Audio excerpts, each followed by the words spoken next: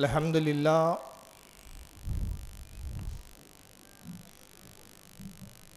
الحمد للہ الذی فضل علی سیدنا و مولانا محمد صلی اللہ علیہ وسلم علی العالمین جميعا.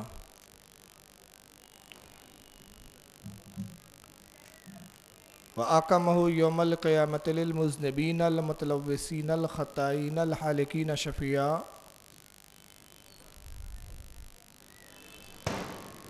وصلی اللہ تبارک و تعالی علیہ وعلی کل من ہوا محبوب و مرضی لدی. صلاة تبقى وتدوم بدوام الملك الحي القيوم ونشهد أن لا إله إلا الله وحده لا شريك له ونشهد أن سيدنا ومولانا محمدا عبده ورسوله بالهدى ودين الحق أرسله. قال الله تبارك وتعالى في القرآن المجيد والفرقان الحميد: وَإِن كُنتُمْ فِي رَيْبٍ مِّمَّا نَزَّلْنَا عَلَىٰ عَبْدِنَا فَأْتُوا بِسُورَةٍ مِّن مِّثْلِهِ وَادْعُوا شُهَدَاءَكُم مِّن دُونِ اللَّهِ إِن كُنتُمْ صَادِقِينَ.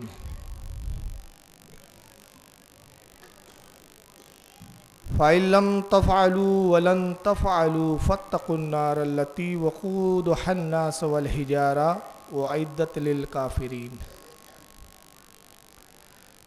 صدق اللہ العظیم وصدق صادق المصدوق علیہ الصلاۃ والتسلیم. ان اللہ وملائکتہ یصلون علی النبی یا ایھا الذین آمنوا صلوا علیہ وسلموا تسلیما.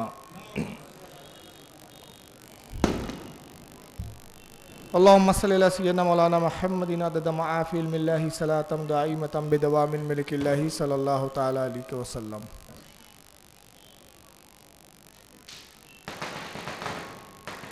گیارہ روز کا یہ عظیم الشان جلسہ جو شہدائے کربلا کی یاد میں منعقد کیا گیا ہے،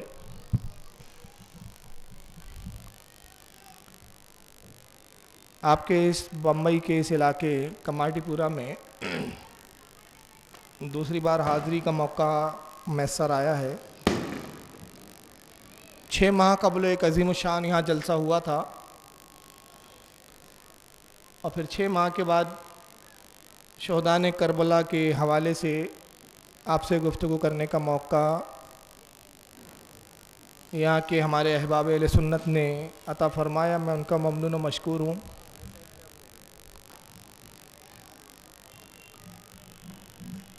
انشاءاللہ میری کوشش ہوگی کہ فضائل اہل بیت اور واقعات کربلا اس پر میں بھرپور روشنی ڈالوں. سرزمین ناگپور پہ کربلا کے تعلق سے میں تقریباً 14 سال سے بول رہا ہوں. ایک ہی اسٹیج پر 14 سال بولنا میں سمجھتا ہوں بہت بڑی بات ہے، اور اللہ کا فضل و کرم ہے. تہدی سے نعمت پر عرض کرتا ہوں کہ 14 سال سننے کے بعد بھی عوام کی تشنگی ناگپور میں مٹی نہیں ہے. لیکن گزشتہ سال سے بمبئی میں بہت اصرار ہو رہا ہے کہ ناگپور میں تو آپ سناتے ہی ہیں محرم، آپ بمبئی میں بھی وقت دیجئے. چنانچہ گزشتہ سال میں نے کرلا میں 11 روز تقریر کی تھی، پھر 2 روز بشتی محلے میں بھی کی تھی، اور یہ بمبئی میں عشرہ محرم کے حوالے سے یہ دوسرا موقع ہے. بمبئی کا مزاج جو ہے میں نے سمجھا ہے جو محرم کے تعلق سے، تو میں نے دیکھا ہے کہ یہاں خلفاء سے شروع کرتے ہیں. ہمارے بعض مقررین اہل سنت والجماعت کے ہمارے علماء آدم علیہ السلام سے شروع کرتے ہیں، پھر حضرت نوح، پھر شعیب، حضرت شیس، انبیاء، یا پھر خلفاء پر ابو بکر صدیق ہے، عمر فاروق ہے. مجلس کا حوالہ شہدائے کربلا ہوتا ہے، خلفاء کا بھی ذکر ہوتا ہے، اور یہ اہل سنت کا طریقہ رہا ہے. میں اس کا انکار نہیں کر رہا ہوں، نہ میں اس کی نفی کر رہا ہوں. لیکن میرا اپنا طریقہ ہے کہ عشرہ محرم میں صرف اہل بیت پر بولتا ہوں. یہ الگ بات ہے کہ درمیان میں خلفاء کا ذکر آ جائے گا کہیں کہیں، لیکن پورا عنوان اور پورا مضمون جو ہوگا میرا تقریر کا وہ اہل بیت کے ارد گرد ہی ہوگا. انشاءاللہ آج تھوڑی سی فضیلت سرکار صلی اللہ علیہ وسلم پر میں گفتگو کروں گا، پھر کل سے ہم حضرت علی کے ذکر پر بات کریں گے، اور پھر آگے چلتے انشاءاللہ امام عالی مقام امام حسن امام حسین اور پھر کربلا کے واقعات، اور اگر موقع ملا تو کربلا کے بعد کے حالات بھی میں انشاءاللہ بیان کروں گا.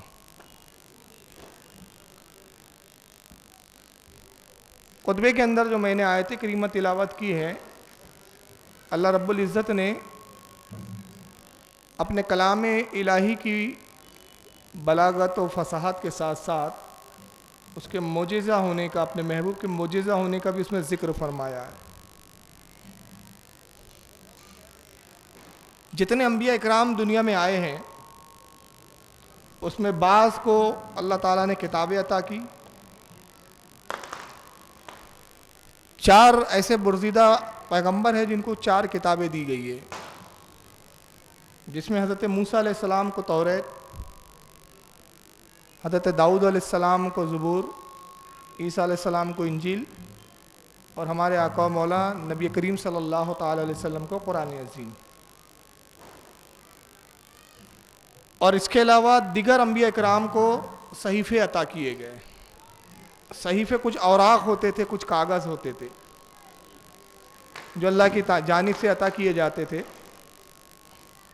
تو جتنی ضرورت ہوتی، جتنے قانون کی، اس کے مطابق صحیفے دیے جاتے. آواز سمجھ میں آ رہی ہے نا آپ لوگوں کے؟ آ رہی ہے؟ چلیے اچھی بات. تو جتنی قانون کی ضرورت ہوتی اتنے صحیفے نازل ہوتے.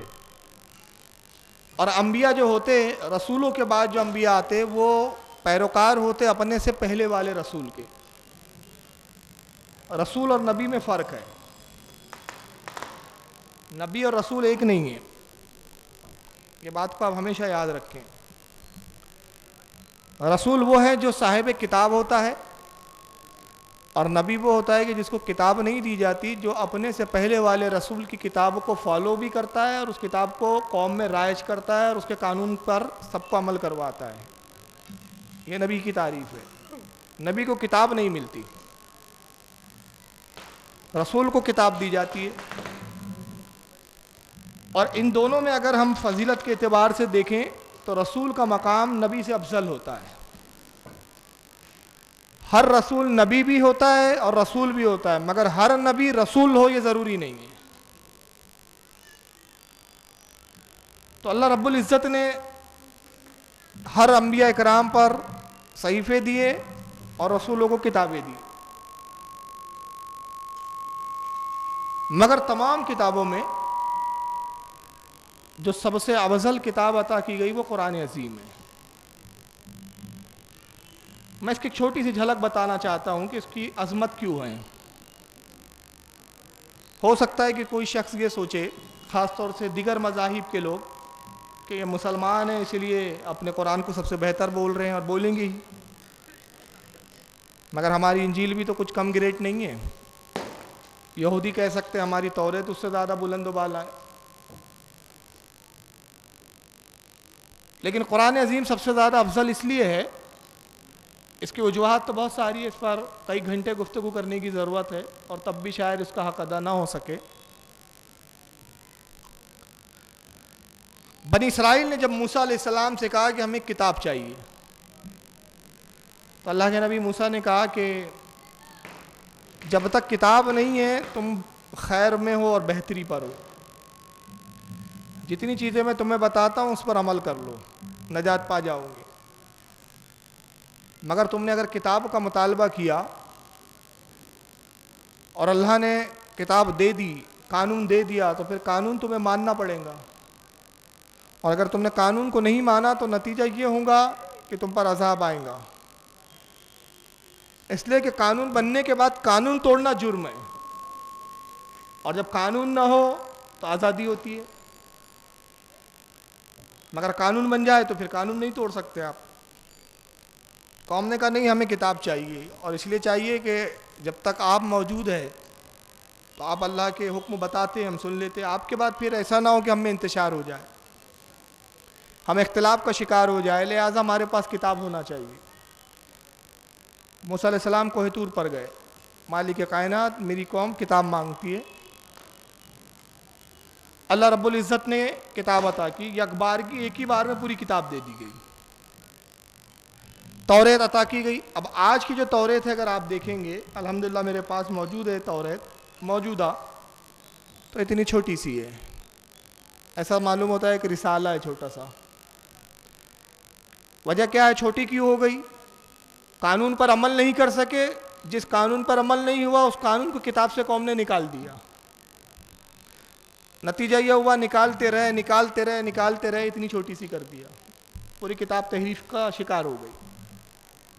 لیکن جو اصل توریت حضرت موسیٰ علیہ السلام کو اللہ نے عطا کی تھی, اس کی ضخامت, اس کی حجم کا یہ عالم تھا کہ اس میں 1000 صورتیں تھیں, اور ہر صورت میں 1000 آیتیں تھیں. 1000 صورتیں اور ہر صورت میں 1000 آیتیں,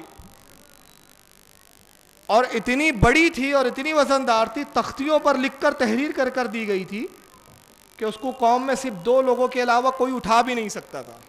صرف 2 لوگ تھے جو قوم میں اس کو اٹھاتے تھے, ایک تو خود حضرت موسیٰ علیہ السلام اور دوسرے ایک حضرت ہارون علیہ السلام آپ کے بھائی.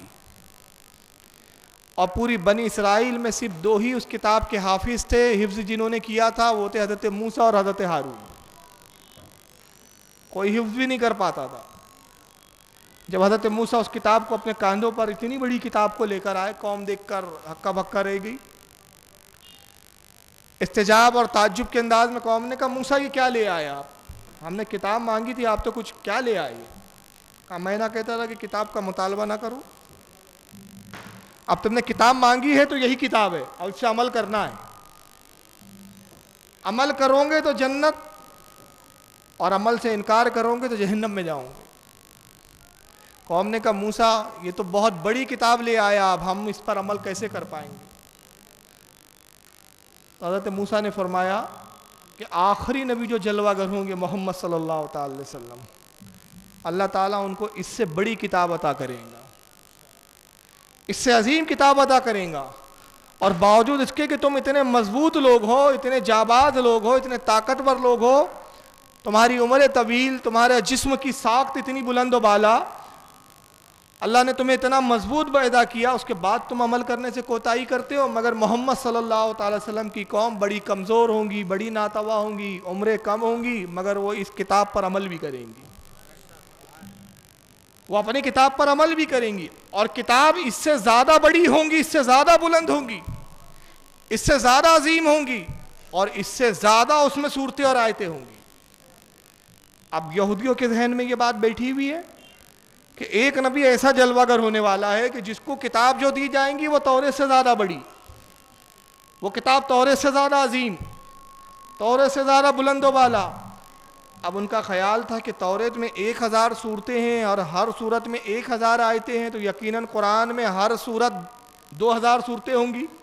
میں جب زیادہ ہوں گی تو صورتیں زیادہ ہونی چاہیے, اور ہر صورت میں 2000 آیتیں ہوں گی. نبی پاک صلی اللہ تعالی وسلم کی جلوہ گری ہوتی ہے, اور قرآن عظیم کا اب نزول ہوتا ہے. اب جب نزول ہوتا ہے تو عالم یہ ہے کہ سورہ فاتحہ نازل ہوتی ہے تو 7 آیتیں,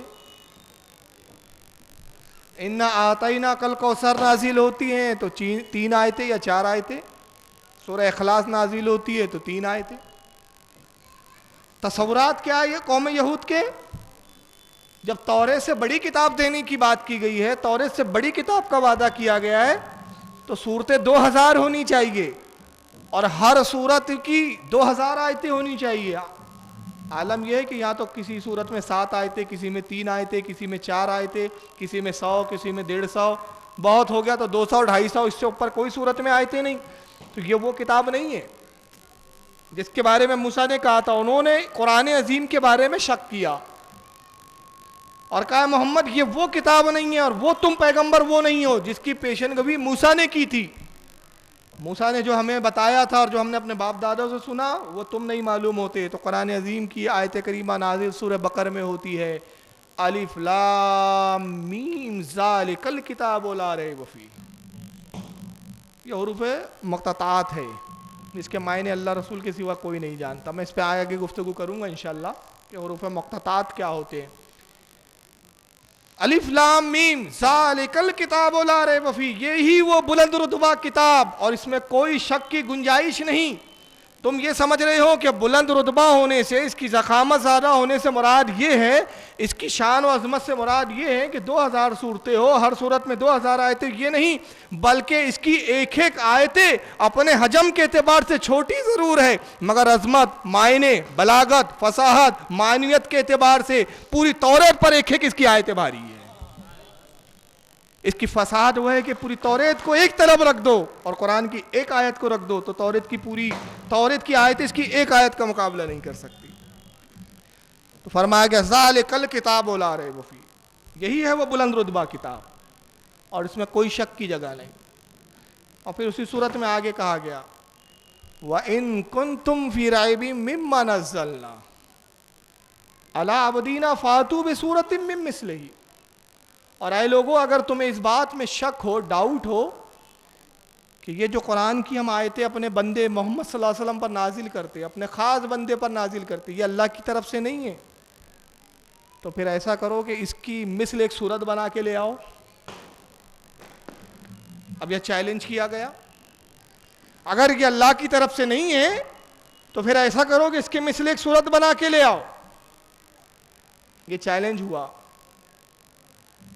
تاریخ بتاتی ہے کہ کوشش بہت ہوئی لیکن کسی نے بھی صورت تو لانا بہت دور کی بات ہے، ایک آیت کا ٹکڑا بھی بنا نہیں سکے اور نہ انشاءاللہ قیامت تک بنا سکیں گے. اس پر میں آگے بتاؤں گا کہ کن کن لوگوں نے کوشش کی، لیکن ابھی گفتگو اس مرحلے میں میری چل رہی ہے کہ قرآن عظیم تمام کتابوں سے افضل. اور افضل کیوں ہے کتاب؟ اس لیے کہ سب سے افضل نبی پر نازل کی گئی. اب آپ کہیں گے کہ نبی افضل کیسے اور جس نبی پر کتاب نازل ہو رہی ہے وہ کتاب سب سے افضل کیسے؟ تو آئیے میں چند نکات آپ کے گوشے گزار کروں. جتنی کتابیں اللہ نے انبیاء کو دی، کتاب دینے کا انداز تھا. موسیٰ علیہ السلام نے کہا پروردگار کتاب چاہیے. کتاب کا مطالبہ کون کر رہا ہے؟ کون کر رہا ہے؟ نبی. مانگ رہے ہیں نبی، اے پروردگار مجھے تو کتاب دے، تو دے. مانگ رہے ہیں، التجا کر رہے ہیں. تو ارشاد ربانی اور ایک کتاب چاہیے، کوہ طور پر آؤ. کوہ طور پر آؤ. کس عالم میں آؤ؟ قرآن میں اس کا ذکر ہے. 30 روزے رکھو اور روزے ایسے رکھو 100 وصال کے، کسی وقت کچھ کھانا پینا نہیں ہے. اپنے پیٹ کو ہر طرح سے پاک کر لو، ظاہراً بھی پاکی حاصل کر لو، باطناً بھی پاکی حاصل کر لو. موسیٰ علیہ السلام نے 30 روزے رکھے. روایتیں بتاتی ہے کہ 30 روزے رکھنے کے بعد آپ کے منہ میں قدرتی بو پیدا ہو گئی جو روزہ رکھنے کی حالت میں پیدا ہوتی ہے. اور اس کے بارے میں حدیث پاک میں ہے کہ روزہ دار کے منہ کی خوشبو، بو فرشتوں کو مشک سے زیادہ بہتر ہے. فرشتے اس کو مجھ سے زیادہ پسند کرتے ہیں، اللہ کے نزدیک مجھ سے زیادہ بہتر ہے. بو پیدا ہوئی تو جناب موسیٰ علیہ السلام نے خیال کیا کہ اس بو کے ساتھ کوہ طور پر جاؤں، اللہ سے کلام کروں. حیا معلوم ہوتی. آپ نے مسواک کر لیا. اللہ نے فرمایا موسیٰ مسواک کیوں کی؟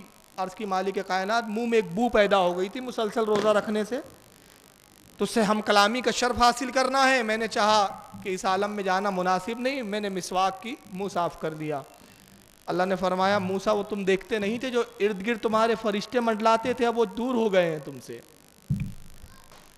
اے رب قدیر یہ فرشتے مجھ سے دور کیوں ہوئے؟ کہا یہ بو کی وجہ سے تم سے قریب ہوا کرتے تھے. ان فرشتوں کو تمہارے منہ سے نکلنے والی بھی بو مشک زیادہ پسندیدہ تھی، مگر تم نے اس کو صاف کر لیا، یہ تم سے دور ہو گئے. اب اس کے کفارے میں 10 اور مزید روزے رکھو. موسیٰ نے 10 اور روزے رکھے. کل ہو گئے کتنے روزے؟ 40 روزے رکھنے کے بعد طور پر پہنچے. کتاب عطا کی گئی. موسیٰ کتاب لو. داؤد علیہ السلام نے کہا پروردگار میری قوم کتاب چاہتی ہے، کتاب دے۔ داؤد نے بھی کتاب کا مطالبہ کیا، مانگا اللہ سے، اللہ کتاب دے تاکہ قوم ہدایت پائے، کتاب کو دیکھ کر عمل کرے۔ اللہ نے فرمایا داؤد کتاب چاہیے تو بیت المقدس میں آؤ، روزہ رکھو، روزے رکھ کر اپنے آپ کو ظاہراً باطناً پاک کر لو۔ موسیٰ حضرت داؤد نے پاک کیا، روزے رکھے، روزہ رکھنے کے بعد نیا لباس زیب تن کیا، غسل کیا، لباس تبدیل کیا، عطر سے اپنے آپ کو معطر کیا، بیت المقدس میں پہنچے، کتاب نازل ہوئی۔ جب جب آیتیں لینا ہوتی غسل کیا جاتا، کپڑے تبدیل کیے جاتے، روزہ رکھا جاتا، بیت المقدس میں داخل ہوتے، کتاب مل جاتی، آیتیں مل جاتی، زبور ترتیب پاتی رہی، زبور بن گئی۔ عیسیٰ علیہ السلام نے کہا مولا مجھے بھی کتاب دے، میری قوم ہدایت پائیں گی۔ عیسیٰ کتاب چاہیے، روزہ رکھو، اپنے آپ کو ظاہراً باطناً پاک کر لو۔ جناب عیسیٰ نے بھی وہی کیا، روزے رکھے، پروردگار اپنے آپ کو پاک کر لیا، روزے بھی رکھ لیے۔ اچھا اب کتاب چاہیے، یروشلم آؤ۔ عیسیٰ یروشلم جاتے ہیں، انجیل ملتی ہے۔ مزاج یہ ہے قدرت کا اس وقت، نماز کہیں نہیں پڑھ سکتے، نماز کے لیے عبادت خانے میں آنا ہے۔ نبی کو کتاب کی ضرورت ہے تو مقام جہاں بلایا جا رہا ہے وہاں آنا ہے۔ موسیٰ علیہ السلام کو وہ کتاب دینے کی بات آئی، طور پر بلایا گیا۔ داؤد علیہ السلام کو کتاب دینے کی بات آئی، بیت المقدس میں بلایا گیا۔ عیسیٰ کو کتاب دینے کی بات آئی، حضرت عیسیٰ کو یروشلم بلایا گیا، روزے رکھ کر بلایا گیا۔ مگر رسول اللہ سے اپنے پروردگار کو کتنی محبت تھی۔ محبوب تمام نبیوں نے کتاب مانگی ہے، آپ نے مانگا نہیں، ہم خود عطا کریں گے۔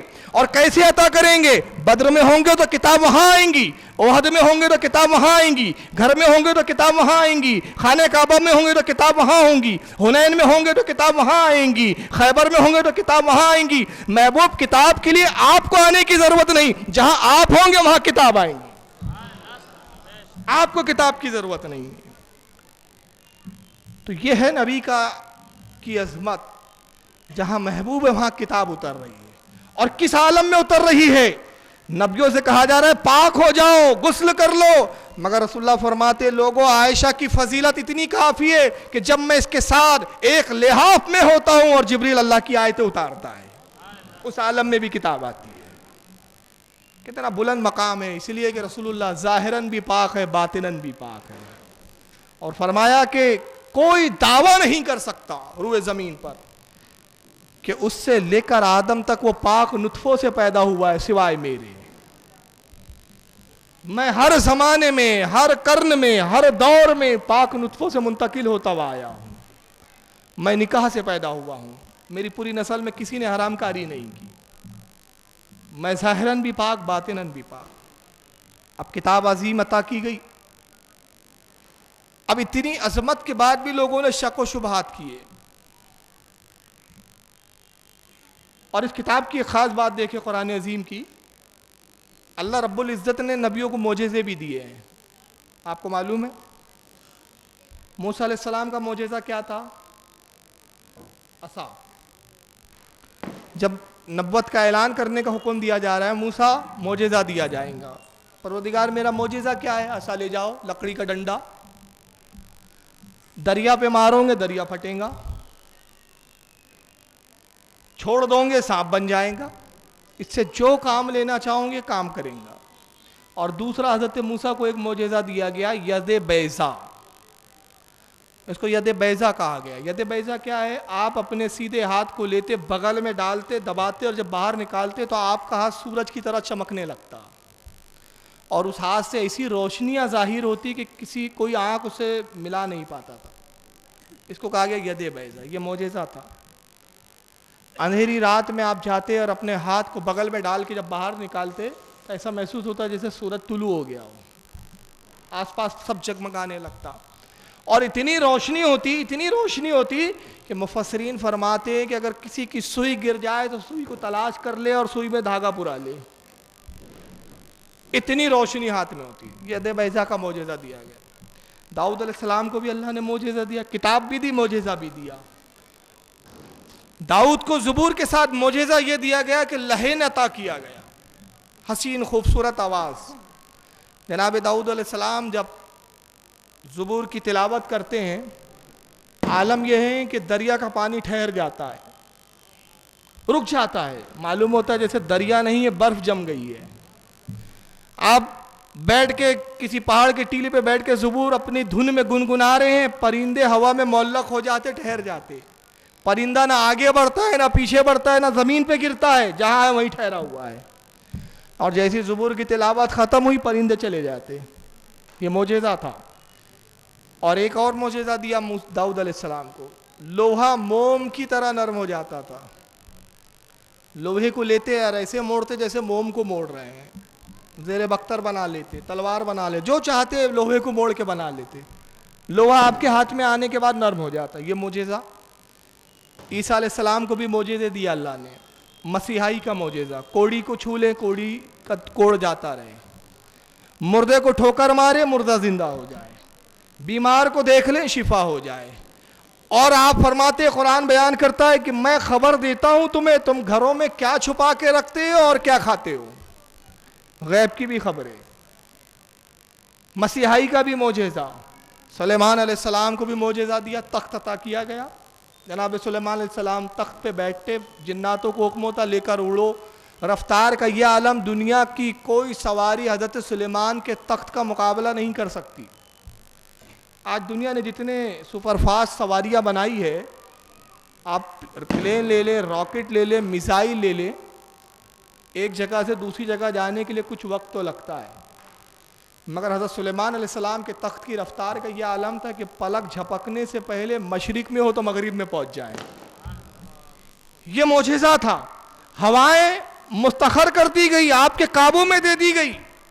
ہواؤں پر آپ کا قابو، پرندوں پر آپ کا قابو، جانوروں پر آپ کا قابو، جنات پر آپ کا قابو، شیاطین پر آپ کا قابو، جس کو چاہے قید کرے، جس کو چاہے آزاد کرے، جس سے جو چاہے خدمت لے۔ سلیمان علیہ السلام کے یہ اقتدار، یہ طاقت، یہ پاور۔ حضرت سلیمان کو بھی معجزہ دیا گیا، ہر نبی کو معجزے دیے گئے۔ ہمارے نبی کو بھی معجزہ دیا گیا۔ اب نبی کو کیا معجزے دیے گئے؟ نبی کو تو ایسے عظیم معجزے دیے گئے جو کسی نبی کو نہیں دیے گئے۔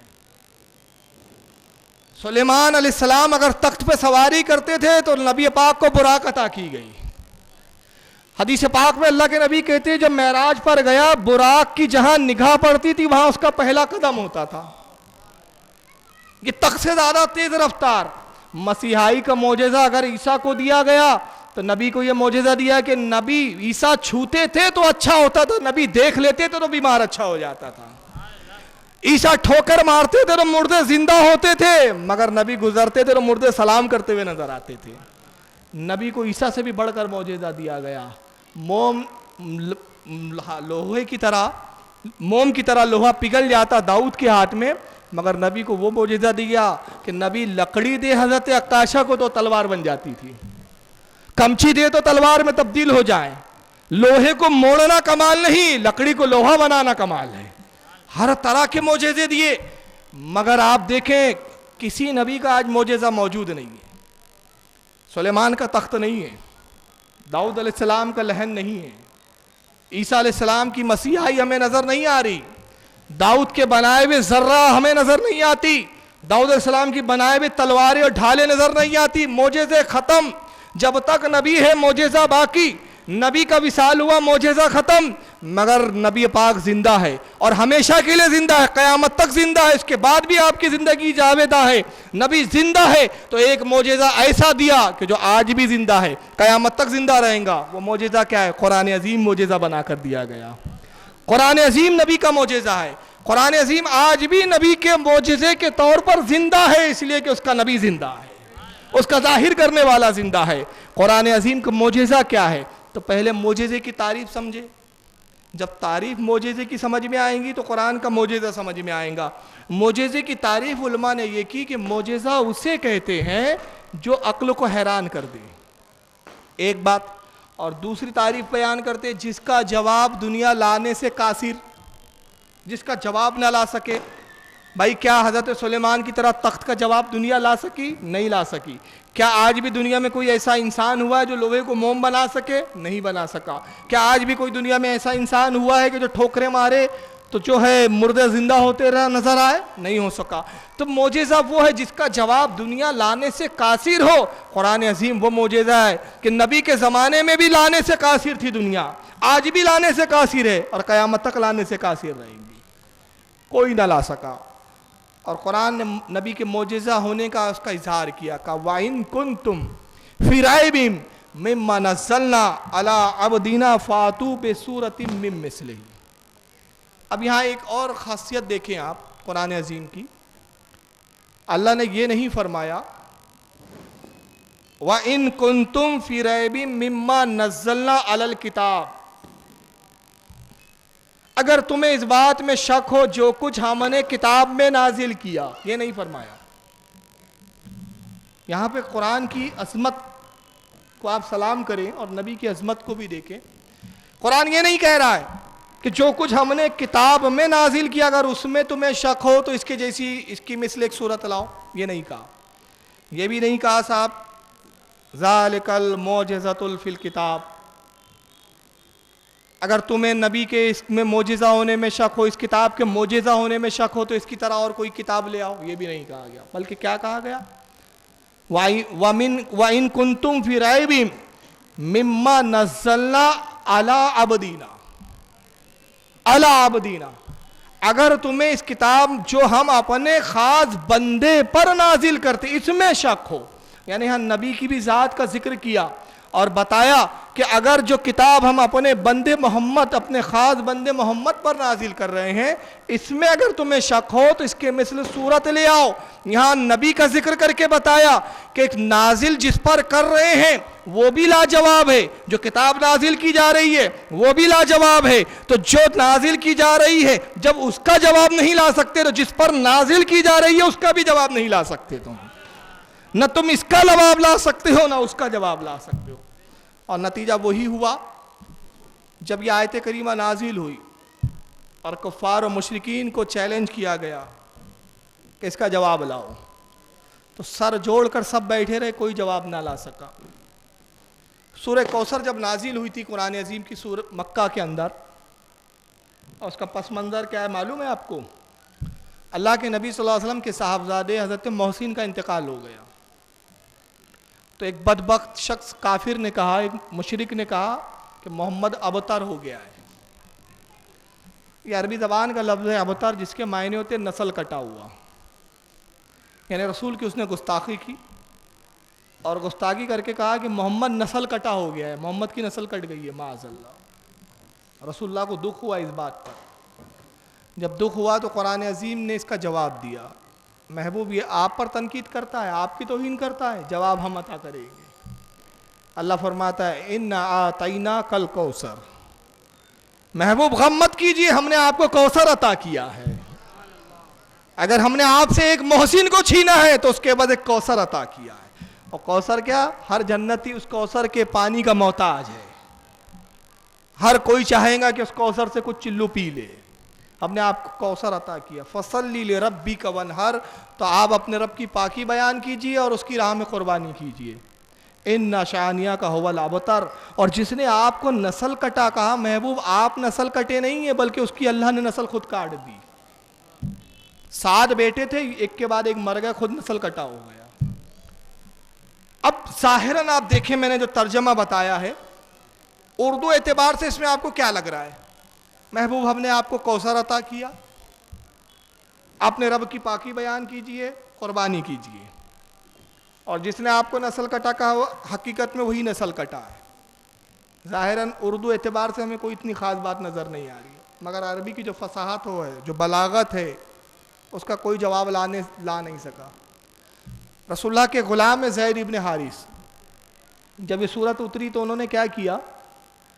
مکے میں ہر 5 سال کے بعد ایک میلہ لگتا تھا، بہت بڑا جشن ہوتا تھا۔ میلے میں دور دور سے لوگ آتے، کعبے کے جو بت ہوتے جو ٹوٹ پھوٹ جاتے ان کو کعبے سے نکال دیا جاتا، نئے بت لا دیے جاتے۔ ہر قبیلے کے لوگ اپنے اپنے نئے بت لا کے کعبے میں رکھ دیتے، لکڑی کے بت، پتھر کے بت، لوہے کے بت، دھاتوں کے بت، الگ الگ قسم کے بت کعبے میں لگا دیے جاتے۔ کپڑوں کی دکانیں لگتی، میوہ جات کی دکانیں لگتی، کھانے پینے کی دکان لگتی۔ غرض کے مکہ کا بہت بڑا میلہ ہوتا تھا، دور دور سے شعراء آتے، دور دور سے ادیب آتے، شاعری کرتے، اور ان کے اشعار، ان کی شاعری کا مقابلہ ہوتا۔ اب مقابلہ کس انداز میں ہوتا دیکھیے، ہر شاعر اپنے کلام کو لکھتا، خانہ کعبہ کی دیوار سے جا کے لٹکا دیتا، تختی پہ لکھ کے لٹکا دیتا۔ اس زمانے کا ایک بہت بڑا شاعر تھا جس کا نام تھا امر القیس۔ امر القیس جو تھا یہ بہت بڑا عرب کا شاعر تھا، بڑا ضعیف العمر، اس کی بھویں تک سفید ہو چکی تھی اور آنکھوں کو ڈھانپ لیتی تھی، اتنا بوڑھا تھا یہ۔ آبادی سے دور جنگلوں میں رہتا، آبادی میں نہیں رہتا تھا، لوگوں کو نظر نہیں آتا تھا۔ امر القیس کو اگر کسی نے دیکھ لیا تو معلوم ہوتا تھا صاحب بہت بڑا اس کی قسمت جاگ گئی کہ اس نے اس کی آج زیارت کر لی۔ تختیاں خانہ کعبہ کی دیوار پہ لگا دی جاتی، رات میں امر القیس آتا، مشال ہاتھ میں ہوتی، ایک ایک تختی کو پڑھتا، شعر پڑھتا، اور جس کا شعر سب سے اچھا ہوتا اس پر اپنی مہر لگا دیتا۔ صبح جب اہل مکہ آتے دیکھتے کہ کس کی تختی پر مہر لگی ہے، کس کی تختی پر اس کے دستخط ہے، کس کی تختی پر اس نے انگوٹھی سے مہر لگائی ہے، جس کی تختی پہ لگا دی جاتی معلوم ہو جاتا یہ 5 سال کا سب سے بڑا شعرا ہے، سب سے بڑا شاعر ہے، اس کو سید الشعراء کا خطاب دیا جاتا، سونے اور چاندی میں اس کو تول کر انعام و اکرام سے نوازا جاتا، اور اس کے اشعار کو سونے کے پانی سے تحریر کر کر خانہ کعبہ کی چھت پہ لگا دیا جاتا۔ وہ 5 سال تک تختی رہتی، گویا صاحب کی بہت بڑا اعجاز تھا اس وقت۔ وہ میلہ آیا، رسول اللہ کے غلام زید ابن حارث انہوں نے بھی ایک تختی لی اور اس پہ لکھ دیا اِنَّا أَعْطَيْنَاكَ الْكَوْثَرَ فَصَلِّ لِرَبِّكَ وَانْحَرْ إِنَّ شَانِئَكَ هُوَ الْأَبْتَرُ۔ تختی کو لٹکایا، رات میں نکلے اور خانہ کعبہ کی دیوار سے اس کو بھی ٹنگا دیا، وہ شاعروں کے کلام کے بیچ میں۔ امر القیس آتا ہے رات میں، مشال ہاتھ میں، ایک تختی پڑھتا ہے آگے بڑھتا ہے، دوسری تختی پڑھتا ہے آگے بڑھتا ہے، تیسری تختی پڑھتا ہے آگے بڑھتا ہے، اور جیسی اس تختی کے پاس پہنچا اب پڑھتا ہے اِنَّا أَعْطَيْنَاكَ الْكَوْثَرَ، گم ہو گیا اس کی چاشنی میں۔ پھر پڑھتا ہے اِنَّا أَعْطَيْنَاكَ الْكَوْثَرَ، پھر پڑھ رہا ہے، پڑھے جا رہا ہے۔ دستور یہ تھا کہ سورج کے طلوع ہونے سے پہلے امر القیس چلا جایا کرتا تھا، مگر آج عجیب اتفاق ہوا کہ اس کے بعد نہ کسی کلام کو پڑھنے کے لیے آگے بڑھتا ہے، نہ کسی اور کلام کی طرف نظر کرتا ہے، بس بار بار زبان حال سے پڑھتا جاتا ہے، زبان سے کہتا جاتا ہے اِنَّا أَعْطَيْنَاكَ الْكَوْثَرَ فَصَلِّ لِرَبِّكَ وَانْحَرْ إِنَّ شَانِئَكَ هُوَ الْأَبْتَرُ اِنَّا أَعْطَيْنَاكَ الْكَوْثَرَ۔ پڑھ رہا ہے، یہاں تک کہ حال یہ ہوا کہ صبح کا سفیدہ نمودار ہوا، سورج طلوع ہوا، اہل مکہ خانہ کعبہ میں داخل ہوتے کہ دیکھیں امر القیس نے کس تختی پر اپنی مہر لگائی ہے، کس شاعر کو اس سال کا سب سے بڑا شاعر اس نے گھوشت کیا ہے، کس شاعر کو سید الشعراء کا خطاب دیا جائے گا۔ مگر جب پہنچے تو سب تعجب میں پڑ گئے، آج تک امر القیس کو کسی نے دیکھا نہیں تھا، چند اشخاص تھے جنہوں نے اس کو دیکھا تھا، روپوش آتا روپوش چلے جاتا، مگر آج سفیدی کا سفیدہ نمودار ہو چکا ہے، اور یہ تختی کو پڑھ کے مگن ہے، اسی میں گم ہے، اسی کو پڑھا جا رہا ہے، اسی کو پڑھا جا رہا ہے۔ اہل عرب نے اس کو گھیر لیا کہ امر القیس یہ کیا پڑھ رہا ہے، اور تو آج اتنی دیر تک، کہا ہٹو مجھے پڑھنے دو، پھر پڑھتا ہے۔ اب پوچھنے والے پوچھتے امر القیس دوسری تختی کیوں نہیں پڑھتا؟ اس کے بعد بے ساختہ کہتا ہے ما ھذا کلام البشر، قسم رب کائنات کی یہ کسی بشر اور انسان کا کلام معلوم ہی نہیں ہوتا ہے، یہ کسی انسان کا کلام نہیں، ایسا کلام میں نے آج تک دیکھا ہی نہیں۔ تو قرآن عظیم وہ کلام جس نے اچھے اچھوں کی عقلوں کو گم کر دیا، اسی لیے کہا کہ یہ نبی کا معجزہ ہے۔ اب جب یہ آیت آئی ظاہر سی بات ہے وَإِن كُنتُمْ فِي رَيْبٍ مِّمَّا نَزَّلْنَا، اب دیکھیں کتنا بڑا چیلنج ہے، ذرا چیلنج پہ آپ غور بھی کریں۔ وَإِن كُنتُمْ فِي رَيْبٍ مِّمَّا نَزَّلْنَا عَلَىٰ عَبْدِنَا فَأْتُوا بِسُورَةٍ مِّن مِّثْلِهِ، اگر تمہیں اس بات پہ شک ہو جو ہم نے اپنے خاص بندے محمد صلی اللہ علیہ وسلم پر نازل کیا تو اس کی طرح ایک سورت تو لے آؤ، اور کس عالم میں لاؤ؟ کہ کوئی ایک فرد واحد کو چیلنج نہیں کیا جا رہا ہے کہ ایک فرد واحد آئے اور اس کا جواب لائے. وَادْعُوا شُهَدَاءَكُم مِّن دُونِ اللَّهِ, اللہ کو چھوڑ کر جتنے تمہارے حمایتی ہیں سب مل جاؤ. جتنے دنیا کے حمایتی تم لا سکتے ہو سب جمع ہو جاؤ, اکیلے نہیں, صرف اللہ کو چھوڑ دو. اللہ کو چھوڑ کر جتنے تم جمع ہو سکتے سب جمع ہو جاؤ, اور جمع ہونے کے بعد اس کے مثل لے کر آؤ. اب ظاہر سی بات ہے یہ کوئی معمولی چیلنج نہیں تھا, یہ بہت بڑا چیلنج تھا. یعنی کوئی کہے کہ صاحب اس سے بہتر کوئی مائک ہو تو لے آؤ, اور جاؤ میں پوری مائک کی دنیا کی کمپنیوں کو چیلنج کر رہا ہوں, اس سے بہتر مائک ہو تو لاؤ. ظاہر سی بات ہے دوسری مائک بنانے والی کمپنیوں کے لیے کتنا بڑا چیلنج ہے. نتیجہ کیا ہوگا, وہ اس بات کا لوڈ لیں گے, بولیں گے اچھا اتنا بڑا دعویٰ, اس سے اچھا مائک بنا کے ہم بتائیں گے. تو یہ عرب کو چیلنج کرنا, اور اس عرب کو جو اپنی زبان دانی پر گھمنڈ کرتے تھے, جن کا اعلان ہی یہ تھا کہ ہم عرب ہیں, ہم زبان والے ہیں, اور ہمارے علاوہ جتنے سب اجمی ہیں سب گونگے ہیں, ان کے منہ میں زبان ہی نہیں ہے. اور اس کے بعد قرآن نے آگے یہ بھی بیان کر دیا فَإِن لَّمْ تَفْعَلُوا وَلَن تَفْعَلُوا, اور جب وہ نہ لا سکے, اور محبوب ہم پہلے سے ہی فرما دیتے ہیں کہ ہرگز ہرگز نہ لا سکیں گے. قرآن نے کہا کہ لا بھی نہیں سکیں گے, اور پہلے سے ہی ہم کہہ دے رہے ہیں کہ ہرگز ہرگز نہ لا سکیں گے. اب یہ بہت بڑا چیلنج تھا ان کے لیے. اور جب نہ لا سکو تو اللہ کی آگ سے ڈرو, جس کا ایندھن انسان اور پتھر ہے. چنانچہ ابو جہل نے سب کو جمع کیا, سب جمع ہو جاؤ. عتبہ, شیبہ, ولید بن مغیرہ, ابو لہب, سب جمع ہو گئے. بڑے بڑے شہرا کو جمع کر لیا. کہا محمد پہ یہ کلام نازل ہوا, اگر اس کا جواب نہ دیا گیا تو ہماری ناک کٹ جائیں گی, اس کا جواب دینا ضروری ہے. انہوں نے کہا ٹھیک ہے اس کا جواب دیں گے, جاؤ محمد کو بلاؤ. ایک پیغام پہنچانے والا پیغام لے کر جاتا ہے, محمد صلی اللہ علیہ وسلم آپ پر جو آیت نازل ہوئی جس میں آپ کے رب نے چیلنج کیا ہے کہ اس کے جیسی کوئی صورت لاؤ, ہم اس سے بہتر لانے کے لیے تیار ہیں. فلاں موقع ہے, فلاں وقت پر آپ فلاں جگہ پر تشریف لے آئیے. اللہ کے نبی اپنے اصحاب کے ساتھ پہنچتے ہیں, صحابہ کرام بھی ساتھ میں ہیں, سب بیٹھے ہیں, عرب کے شعراء بیٹھے ہیں, ادیب بیٹھے ہیں, شاعر بیٹھے ہیں, نثر نگار بیٹھے ہیں. اللہ کے نبی مسکراتے کہتے ہیں کہ قرآن کا جواب تو بہت بڑی بات ہے, قرآن کی طرح تم کوئی صورت تو کیا بنا پاؤں گے, اس کا ایک حرف بھی نہیں بنا پاؤں گے. اگر تمہیں اپنے قادر الکلام ہونے پر گھمنڈ ہے, تم اپنے آپ کو ادیب, شاعر اور بہت بڑا اسکالر جانتے ہو, بہت بڑا زبان کا دھنی جانتے ہو, تو مجھ پر جو نازل ہوتا ہے اس میں ایک لفظ کا تم جواب لا لو, ایک حرف کا جواب لا لو. انہوں نے کہا اچھا محمد کس کا جواب لانا ہے, بولو, تم کہو, تم جو کہو گے اس کا جواب ہم دیں گے. سوال تمہاری طرف سے ہوگا, جواب ہماری طرف سے ہوگا. اللہ کے نبی نے تلاوت کی, کہا یہ 3 حرفوں کا جواب لاؤ, الف لام میم. سرکار خاموش. ابو جہل ایک دوسرے کو دیکھ رہا ہے, عتبہ ایک دوسرے کو دیکھ رہے ہیں, یہ کیا پڑھا محمد. کہا لاؤ الف لام میم.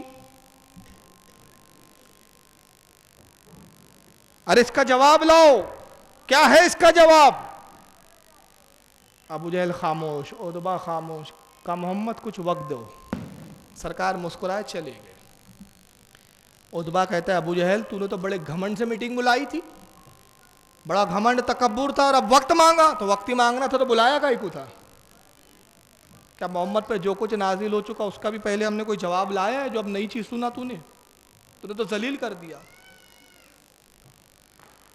شیبہ کہتا ہے یار ابو جہل ایک بات بتا, واقعی محمد جو کچھ پڑھتا ہے, جو کچھ اس پر نازل ہوتا ہے, ہم اس کا جواب لانے کے لیے قاصر نظر آتے ہیں. ایسا نہیں لگتا کہ محمد پہ جو اترتا ہے وہ واقعی اس کے رب کی طرف سے ہیں, یہ کسی انسان کا کلام نہیں, کسی جنات کا کلام نہیں. تو ابو جہل کہتا ہے کہ یار شہبہ بات یہ ہے کہ حقیقت یہی ہے کہ محمد پہ جو کچھ اترتا ہے یہ اس کے رب کی طرف سے ہی ہے، واقعی ہم اس کا جواب نہیں لا سکتے۔ کہا پھر محمد کا کلمہ کیوں نہیں پڑھ لیتا؟ کہ اگر محمد کا کلمہ پڑھ لوں گا نا تو میری سرداری ماری جائے گی۔ آج اپنی قوم میں سردار ہوں، محمد کا کلمہ پڑھ لوں گا، نتیجہ یہ ہوگا کہ محمد کے ماتحت رہنا پڑے گا۔ اس بنا پر اسلام قبول کرنے کا دل نہیں چاہتا، یعنی سرداری کی چکر میں اس نے اسلام کو قبول نہیں کیا۔ مگر الف لام میم کا تو کفار جواب نہ لا سکے تو کیا مسلمانوں میں کسی نے جواب لایا؟ اب یہ میں عرض کرنا چاہتا ہوں بڑے ادب کے ساتھ، کیا روئے زمین پر ایسا بھی کوئی عالم گزرا جس نے الف لام میم کو سمجھ لیا؟ حضرت عمر رضی اللہ تعالیٰ عنہ فرماتے 40 سال تک میں الف لام میم پر غور کرتا رہا لیکن میں اس کے الف کو بھی نہیں سمجھ سکا۔ ابھی میں بتاؤں گا اس سے فضیلت علی کیسے آئیں گی آپ کے سامنے، بڑی خاص بات بتا رہا ہوں۔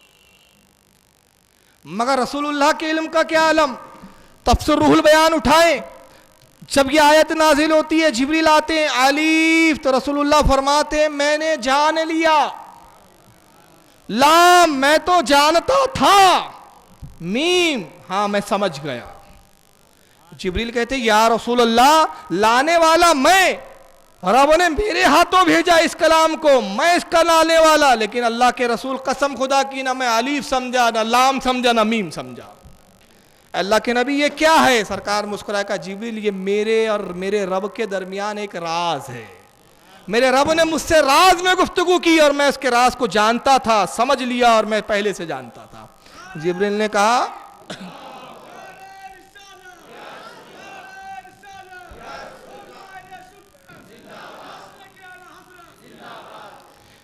اب رسول کہہ رہے ہیں یہ راز تھا، اب یہاں نقطے پہ غور کریں، یہ میرے اور میرے رب کے درمیان راز تھا، کیا؟ الف لام میم۔ اب راز جو جبریل نہ سمجھ سکا تو صحابی کہاں سے سمجھیں گے؟ لانے والا نہ سمجھ سکا۔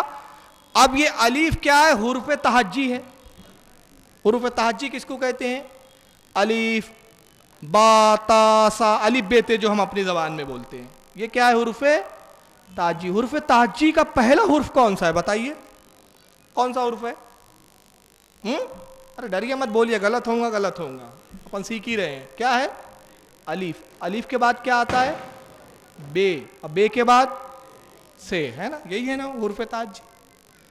دنیا الف نہ سمجھ سکی، الف پہلا ہے، الف پہلا حرف، تو جب الف نہ سمجھ سکی تو بے کیسے سمجھ پائیں گی؟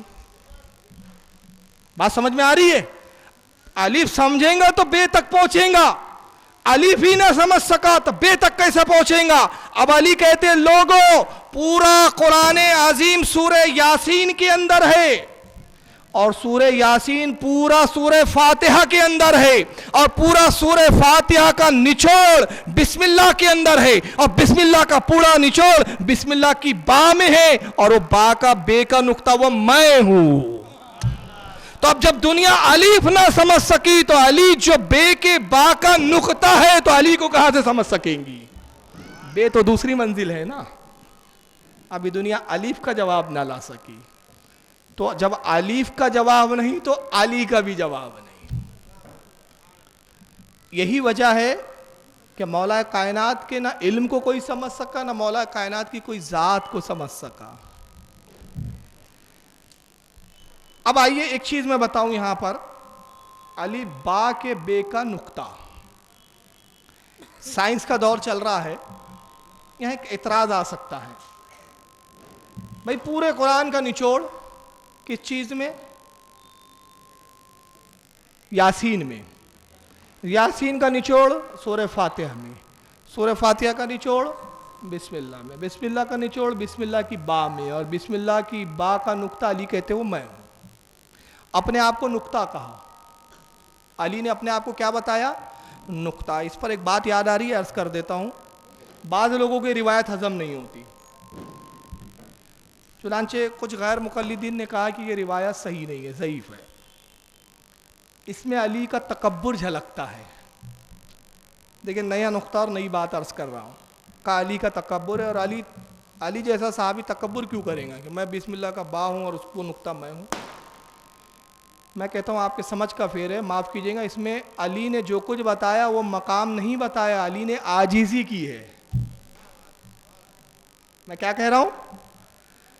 علی نے نہ گھمنڈ کیا ہے نہ اپنا مقام بتایا، مقام علی سمجھنے سے پرا ہے، جب پرے ہے تو بتانا بھی پرے ہے، بتایا بھی نہیں جا سکتا، سمجھایا بھی نہیں جا سکتا اور سمجھا بھی نہیں جا سکتا۔ علی نے اس میں عاجزی کی ہے، گھمنڈ نہیں کیا ہے۔ پوچھئے کیسے؟ جتنے حرف تعجی ہے اس میں جتنے نقطے ہیں سب اوپر ہے، جتنے نقطے ہیں سب اوپر ہے۔ سے آتا نہیں ہے اردو عربی زبان میں، تے آتا ہے، تے کے نقطے اوپر، نون کا نقطہ اوپر، جین کا نقطہ پیٹ میں جیم کے، صرف واحد بے ہے جس کا نقطہ نیچے ہے۔ علی کہہ رہے ہیں میں بے کا نقطہ ہوں، علی عاجزی کر رہے ہیں، تو میں تعجب میں پڑ گیا، جب علی عاجزی کرے تو سمجھ میں نہ آئے، تو جب فقر اور تحدیث نعمت پر مقام بتائے تو کہاں سمجھ میں آئیں گے؟ جب علی کی عاجزی سمجھ میں نہ آ سکی تو علی کا فقر سمجھ میں کہاں سے آئیں گا؟ بے کا نقطہ کہا ہے اپنے آپ کو، کیونکہ بے کا نقطہ نیچے ہوتا ہے۔ کہہ رہے میں تو بے کا نقطہ ہوں، نیچے ہوں، با نہیں ہوں پورا۔ تو جب عاجزی کرے تو یہ حال، اور جب فقر ظاہر کرے تو کون سمجھ سکتا ہے علی کو؟ مگر کچھ جگہ ظاہر کر دیا، دکھایا، کچھ، پورا نہیں، پورا نہیں، کچھ دکھایا، اور کچھ اس لیے دکھایا کہ شبہ نہ رہ جائے کہ علی کے دعوے صرف دعوے ہیں، پریکٹیکل تو کچھ بھی نہیں ہے۔ اب میں ایک بات جو عرض کر رہا تھا بھول رہا تھا، یاد آ رہی ہے، چھوٹ گیا تھی۔ پورے قرآن کا نچوڑ یاسین میں، یاسین کا نچوڑ سورہ فاتحہ میں، سورہ فاتحہ کا نچوڑ بسم اللہ میں، بسم اللہ کا نچوڑ با میں، با کا نچوڑ بے کے نقطے میں۔ علی نے اپنے آپ کو نقطہ کہا، سائنس نے اس نقطے کو حل کر دیا۔ کمپیوٹر کا زمانہ ہے، آپ دیکھیں ایک بہت بڑی فائل کو جب ہم زپ کرتے ہیں، اور وہ فائل جب اگر کسی ہارڈ ڈسک میں نہیں آ رہی ہے یا کسی سی ڈی میں نہیں آ رہی ہے تو اس کو زپ کیا جاتا ہے۔ کمپیوٹر چلانے والے جانتے ہیں زپ کمانڈ کیا ہوتی ہے۔ ایک بہت بڑا ڈاٹا ہے، جو سمجھ لیجئے کسی نے کتاب لکھا، 500 پیج کی کتاب لکھا، اب اس کتاب کو وہ پین ڈرائیو میں کاپی کرنا چاہتا ہے۔ پین ڈرائیو کی کیپیسٹی ہے مان لیجئے 1 GB، اور آپ کا جو ڈاٹا ہے وہ مان لیجئے ہے 1.5 GB، پین ڈرائیو میں نہیں آ رہا ہے، تو ایک زپ کمانڈ ہوتی ہے، اس فائل کو آپ زپ کمانڈ پہ زپ کیجئے، چھوٹا ہو جاتی ہے وہ فائل، اور اس کو آپ پین ڈرائیو میں کاپی کر لیجئے، وہ 1 GB سے بھی کم ہو جائیں گی۔ اور اس کے بعد جب ضرورت پڑی تو پھر اس کو کاپی کیجئے، کاپی کرنے کا جب آپ انزپ کرتے ہیں اس کو تو وہ فائل پھر بڑی ہو جاتی ہے۔ یعنی علی کہہ رہے ہیں کہ پورے قرآن کا نچوڑ با کے بے کے نقطے میں وہ بے کا نقطہ ہوں۔ یعنی قرآن سمجھنا ہے تو میری ذات کو دیکھو، جب میری ذات کو سمجھتے جاؤں گے تو قرآن سمجھتا جاؤں گے، قرآن انزپ ہوتا جائیں گا، اور جب پورے قرآن کی عظمت کو سمٹوں گے تو میں علی بن جاؤں گا، بے کا نقطہ نظر آؤں گا۔ یہ ہے علی کی شان۔ اب کچھ ظاہر کیسے کیا، آئیے میں کچھ حوالوں سے بات کروں۔ حضرت علامہ عبد الرحمن جامی رحمۃ اللہ تعالیٰ علیہ بہت بڑے وقت کے بزرگ گزرے ہیں، ان کی کتاب ہے شواہد النبوت، اس میں انہوں نے ایک علی کی کرامت لکھی ہے، اور کرامت علی وہ یہ بیان کرتے ہیں کہ جب مولا کائنات سفر کے لیے نکلتے یا کسی مقام پہ مخصوص ہوتا آپ کا جانا، گھوڑے کو تیار کیا جاتا، گھوڑے کی رکاب میں ایک پیر ڈالتے، قرآن کی تلاوت شروع کرتے، اور جب رکاب میں دوسرا پیر ڈالتے اس درمیان میں پورا قرآن ختم کر دیتے تھے۔ یہ تھی کرامت۔ سوال یہ پیدا ہوتا ہے کتنا وقت لگتا ہوگا؟ بھائی اس کو آپ اس پر قیاس کر لیں کہ آپ ہونڈا پہ بیٹھنا چاہتے ہیں، ہونڈا پہ آپ نے پیر رکھا، پلٹے، اس طرح بیٹھے، پیر دوسرا آپ نے بریک پہ رکھا، ایک گیئر پہ رکھا، گیئر میں ڈالا، آگے بڑھ گئے، کتنا عرصہ لگا؟ کتنا ٹائم آف پیریڈ ہے؟ 1 منٹ 2 منٹ؟ میں نے 2 منٹ زیادہ بول دیا، 1 منٹ پہ ہو جاتا ہے۔ گھوڑے کی رکاب میں ایک سیدھا پیر رکھا، قرآن کی تلاوت شروع ہوئی، بسم اللہ الرحمن الرحیم الحمدللہ رب العالمین، اور جب دوسرا پیر رکاب میں آیا درمیان میں قرآن ختم۔ یہاں اعتراض آئیں گا، ایک سوال یہ پیدا ہوتا ہے کہ کہ بھائی اتنے کم عرصے میں قرآن کیسے پڑھا جا سکتا ہے، پہلا اعتراض. اور یہ اعتراض کیا کچھ لوگوں نے کہ اتنے کم پیریڈ میں، ٹائم آف پیریڈ بہت کم ہے، اتنے کم پیریڈ میں قرآن کیسے پڑھا جا سکتا ہے، ناممکن. میں نے کہا یہ ہمارے لیے ناممکن جو خود بے کا نقطہ ہو، یہ ہمارے لیے ناممکن، ان کے لیے ناممکن نہیں. مگر اگر تمہیں پھر بھی اس روایت پہ شک ہو تو آئیے میں دو باتیں عرض کروں. پہلی بات، حضرت شاہ عبدالحق محدث دہلوی رحمۃ اللہ تعالیٰ علیہ فتح الغیب کی شرح میں فرماتے، غوث اعظم کی کتاب فتح الغیب، اس کی شرح فارسی میں کی، فرماتے جو نبی کا معجزہ ہوتا ہے وہی ولی کی کرامت ہوتی ہے. تعبیریں بدلتی ہے تو اصطلاحیں بدل جاتی ہے. اب میں مثال دوں اس کی، مردے جلانا کس کا کام ہے؟ اللہ کا. مارنا کس کا کام ہے؟ اللہ کا. زندگی دینا کس کا کام ہے؟ اللہ کا. مگر جب کسی مردے کو نبی ٹھوکر سے جلا دے کہا جاتا ہے معجزہ ہے، مگر غوث اعظم ٹھوکر مارے کرامت ہے، تاج الاولیاء ٹھوکر مارے کرامت ہے. اور اللہ نے زندہ کر دیا. ایک شخص مرا، 2 گھنٹے 3 گھنٹے مرا رہا، اچانک آنکھ کھولی زندہ ہو گیا. لوگوں نے کہا یہ قدرت الہی سے زندہ ہو گیا، اللہ کی قدرت سے زندہ ہو گیا. اس کے انتصاب، اس کے زندہ ہونے کی جو مطلب نسبت تھی وہ قدرت کی طرف کی گئی. نبی نے ٹھوکر ماری، کہا نبی کے معجزے سے زندہ ہو گیا. ولی نے ٹھوکر ماری، کہا ولی کی کرامت سے زندہ ہو گیا. تو معلومات چیز ایک ہی ہے، کام ایک ہو رہا ہے، مردے کا زندہ ہونا، مگر ذاتیں بدل رہی ہے تو اصطلاحیں بدل رہی ہے. تو اب حضرت علی قرآن پڑھ لیتے تھے، تمہیں اس پر ڈاؤٹ ہے تو آئیے بخاری شریف کھولیں. بخاری کی جلد نمبر 2، کتاب الانبیاء، باب، امام بخاری نے باب قائم کیا قول اللہ تعالی وآتینا داؤد زبورا، یہ باب قائم کیا. اور اس باب کی حدیث نمبر 640، امام بخاری لکھتے ہیں کہ حضرت داؤد علیہ السلام زبور پڑھتے، زبور کی تلاوت کرتے، اور زبور قرآن عظیم سے 3 گنا زیادہ بڑی کتاب تھی، 3 گنا زیادہ اس میں آیتیں تھی. تو حال یہ تھا کہ آپ زین گھوڑے پر رکھتے تو زبور شروع کرتے، رکھ چکے ہوتے تو زبور ختم کر دیتے. تو جب داؤد اگر زین رکھتے وقت زبور ختم کر دے تو کیا علی رکاب میں پیر رکھتے وقت قرآن ختم نہیں کر سکتے؟ کیونکہ وہ نبی کا معجزہ تھا، یہ علی کی کرامت تھی. اگر اس پر ڈاؤٹ ہے تو پھر اس پر بھی ڈاؤٹ کرنا چاہیے، اور اس پہ ڈاؤٹ کریں گے تو تمہارے اہل حدیث ہونے کا بھرم کھل جائے گا، کیونکہ پھر بخاری کا خون کرنا پڑے گا تمہیں. اور بخاری تو تمہاری حرز جاں ہے، مگر اس پر بھی ڈاؤٹ ہو، اگر بخاری پر بھی ڈاؤٹ ہو تو چلو قرآن پہ تو ڈاؤٹ نہیں ہوگا نا، کہ اب قرآن کا بھی انکار کرو گے. چلیے آئیے ذرا قرآن سے پوچھتے ہیں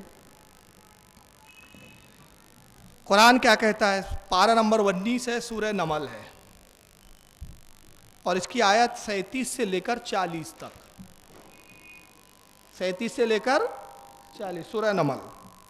سلیمان علیہ السلام کا ذکر کر رہا ہے قرآن. پرندے خبر لاتے ہیں کہ ملک سبا میں ایک رانی ہے، ایک شہزادی ہے جو حکومت کرتی ہے، بڑی حسین و جمیل ہے، مگر سورج کو پوجتی ہے، اور ایک تخت ہے اس کا. اور تخت کہاں ہے؟ آپ تعجب کرو گے. یہ تخت ہے اس کا، بہت بڑا تخت، سونے اور چاندی کے ہیرے جواہراتوں سے مزین ہے وہ تخت، ہیرے لگے ہوئے، بڑا خوبصورت. بلکہ ابن کثیر نے قصاص الانبیاء میں اس کی شرح جو کی، کہا کہ وہ تخت اتنا بڑا تھا. کتنا بڑا تھا؟ بلقیس کا تخت، بلقیس نام تھا اس عورت کا، سنا ہوں گا واقعہ آپ نے. بلقیس کا تخت اتنا بڑا تھا کہ اس پورے تخت پر 700 لوگوں کا دربار بھرتا تھا. آپ سوچ رہے ہوں گے تخت وہ اتنا سا کرسی ہوں گی، کرسی نہیں تھی، وہ اتنا بڑا تخت تھا کہ بلقیس اس پر بیٹھتی تکیہ لگا کے، اور اسی تخت پر 700 اس کے درباری بیٹھا کرتے تھے. دربار جب خاص ہوتا اس کا، اتنا بڑا تخت تھا.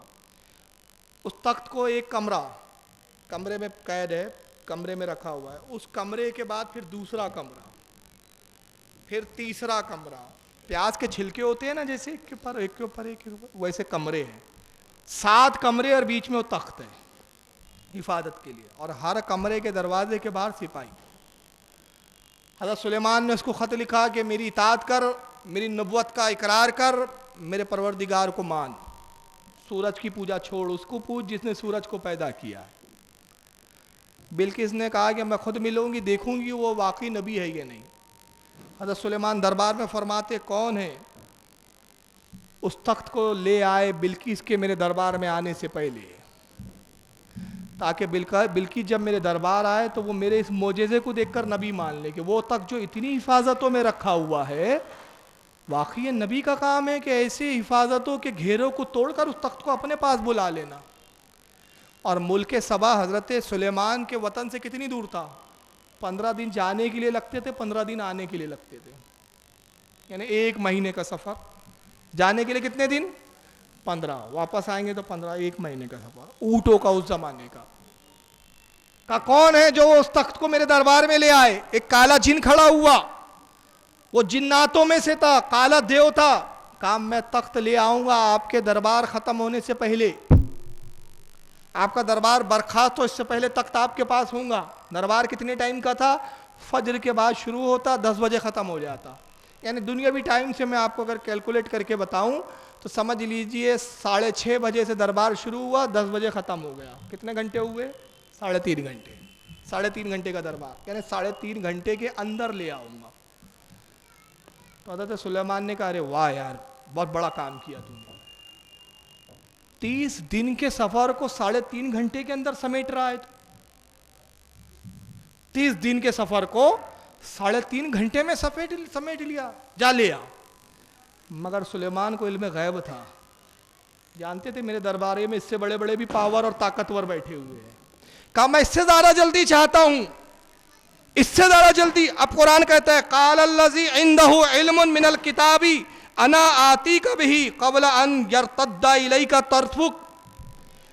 قرآن کہتا ہے کہ بس تبھی ایک شخص کھڑا ہوا، اور یہ شخص کون ہے؟ مفسرین کہتے ہیں اس کا نام ہے آصف ابن برخیہ۔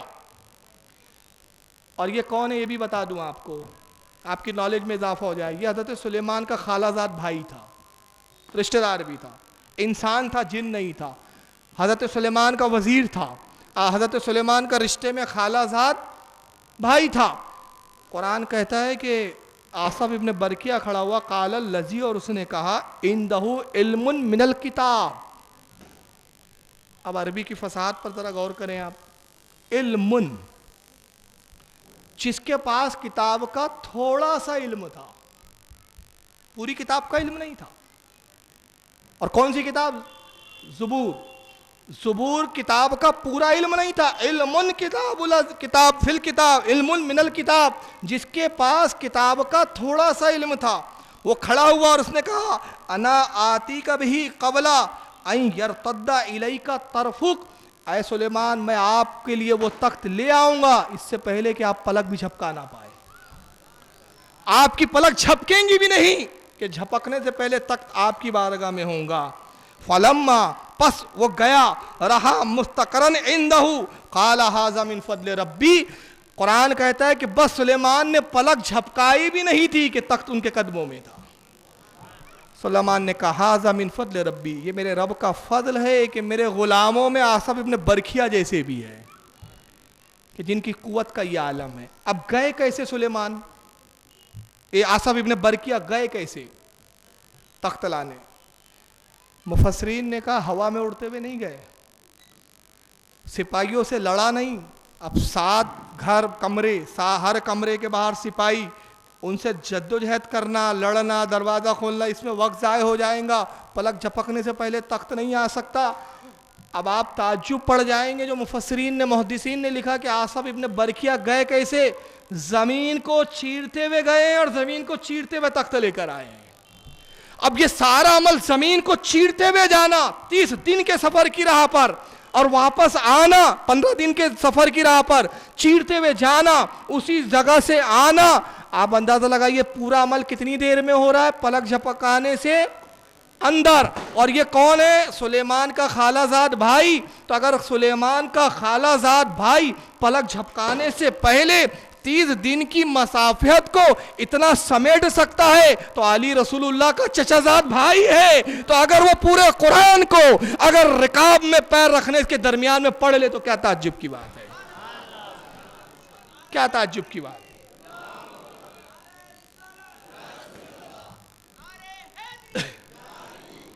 تو आसफ इब्न बरखिया अली से अफजल नहीं है क्या? है किसी को दावा? नहीं है। क्यों नहीं है? ये सुलेमान की उम्मत का वली है, ये रसूलुल्लाह की उम्मत के वलियों के सरदार है। फर्क है दोनों में। वो सुलेमान के भाई है, ये रसूल के भाई है। और आसफ इब्न बरकिया दामाद भी नहीं था, यहाँ तो दामादी का भी रिश्ता है।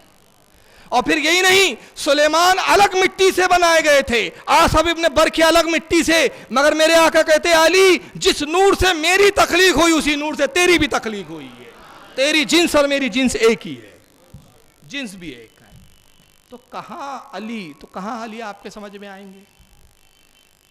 अब आइए एक चीज मैं आपको और बताता हूं। और भाई कैसे, चलिए एक बड़ी बात याद आ गई, हालांकि आगे बोलना चाह रहा था, मौजू छिड़ गया तो बोल देता हूं। तमाम रिश्ते दुनिया में खत्म हो जाएंगे, मालूम है कि नहीं आपको? सुना होगा ना आपने, नफ्सा नफ्सी होंगी वहां पर। कैसी नफ्सा नफ्सी होंगी? बाप बेटे को नहीं पहचानेगा, बेटा बाप को नहीं पहचानेगा, माँ भाई बेटे को नहीं जानेंगी, बेटा माँ को नहीं पहचानेगा, एक दूसरे को कोई रिश्तेदारी खत्म, सारे रिश्ते नाते दुनिया में। तो जब सबके रिश्ते दुनिया में, तो जाहिर है सुलेमान अलैहिस्सलाम का रिश्ता भी दुनिया ही तक है ना। तो आसफ खालाजाद भाई ये तो कब तक है? जब तक दुनिया में है। विसाल हुआ, रिश्ते खत्म। मगर अली कुर्बान तेरे रिश्ते रसूल पर, अल्लाह के नबी ने कहा अंता अखीयुन फिद दुनिया वल आखिरता, ए अली तू दुनिया में भी मेरा भाई है और आखिरत में भी मेरा भाई है। तेरे रिश्ता तेरा ताल्लुक ना दुनिया में मुझसे खत्म होगा ना आखिरत में खत्म होगा। आइए मैं एक बड़ी प्यारी हदीस सुना देता हूँ। ये मैंने जो हदीस पढ़ी इसके लिए भी मैं एक ट्रेजेडी सुना देता हूँ। अब बड़ी अजीब बात है यार, फजीलत अहले बैत से कुछ लोगों को इतनी चीड़ है, मेरे समझ में नहीं आया कि वो अपने बाप यजीद को बचाने के चक्कर में इतने क्यों है कि अहले बैत से दुश्मनी पाले हुए हैं।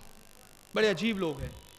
आप ताज्जुब करेंगे, मेरे हाथ में किताब भी है, मैं साथ में रखता हूँ ताकि किसी को डाउट ना हो। इस किताब का नाम है मिनहाजुस सुन्ना, दिख रही है आपको?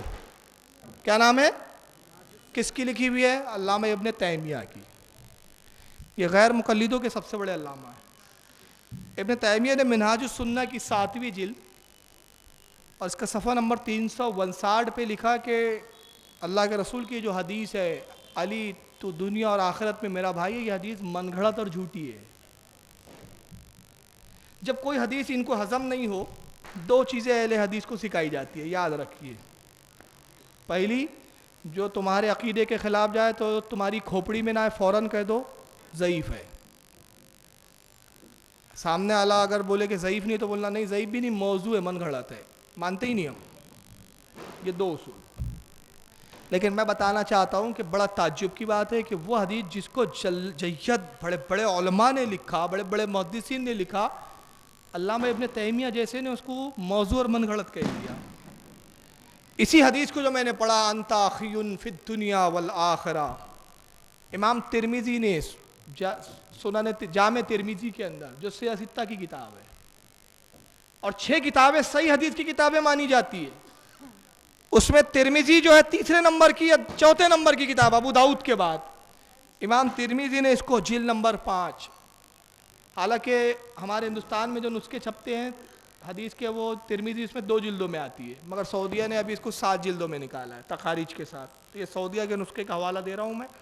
तिरमिजी में जिल्द नंबर 5 सफ़ा 636 बाब मनाक़िब अली इब्न अबी तालिब, हदीस नंबर 3719 पर लिखा है। और इमाम इब्न माजा ने, यह भी सियासित्ता की किताबों में, जिल्द नंबर 1 सफ़ा 44 और मुकद्दमे के अंदर बाब फजल अली इब्न अबी तालिब हदीस नंबर 119 पर लिखा। और इमाम इब्न अबी शैबा ने, जो इमाम बुखारी के उस्ताद है, इमाम मुस्लिम के भी उस्ताद है, इमाम इब्न अबी शैबा ने अल मुसन्नफ़ के अंदर जिल्द नंबर 6 सफ़ा 366 हदीस नंबर 32071 पर लिखा। मसनद अहमद में इमाम अहमद इब्न हम्बल ने जिल्द नंबर 4 सफ़ा 165 पर इस हदीस को लिखा। इमाम तबरानी ने माजमुल कबीर के अंदर जिल्द नंबर 4 सफ़ा 16 हदीस नंबर 3511 पर लिखा। और भी मुहद्दिसीन ने, मुतअद्दिद मुहद्दिसीन ने लिखा, मगर ये चंद मुस्तनद और मोतबर अहादीस की कुतुब अहादीस के मैंने हवाले पेश किए। इन हवालों के बाद इब्न तैमिया का ये कहना कि हदीस मौजू है बहुत मज़ाहिया खेज़ मालूम होता है। آئیے ایک حدیث پاک میں متن کے ساتھ پڑھ رہا ہوں جو فضیلت علی پر دال ہے۔ اس حدیث کی روایت کرنے والی حضرت ام سلمہ ہے، اور ام سلمہ کون ہے؟ رسول اللہ کی زوج مطہرہ سرکار کی بیوی ہے۔ کہتی ہے ام سلمہ رضی اللہ عنہا، راوی کہتے ہیں کہ حضرت ام سلمہ سے روایت ہے سمیت رسول اللہ صلی اللہ علیہ وسلم، وہ کہتی ہے کہ میں نے اللہ کے نبی صلی اللہ تعالی وسلم سے سنا یقول، اللہ کے نبی نے ارشاد فرمایا علی مع القرآن، علی قرآن کے ساتھ ہے، والقرآن مع علی، اور قرآن علی کے ساتھ ہے، لا یفترقان حتی یردی علی الحوض، اور یہ دونوں کبھی جدا نہ ہوں گے یہاں تک کہ حوض کوثر پر یہ مجھ سے ملاقات کرے۔ قرآن اور علی کبھی جدا نہیں ہوں گے، قرآن علی کے ساتھ رہیں گا، علی قرآن کے ساتھ رہیں گا۔ اب قرآن کے ساتھ جس کو رسول نے کر دیا ہو اس کے لیے قرآن رکاب میں پیر ڈالنے کے درمیان پڑھنا کون سے تعجب کی بات ہے؟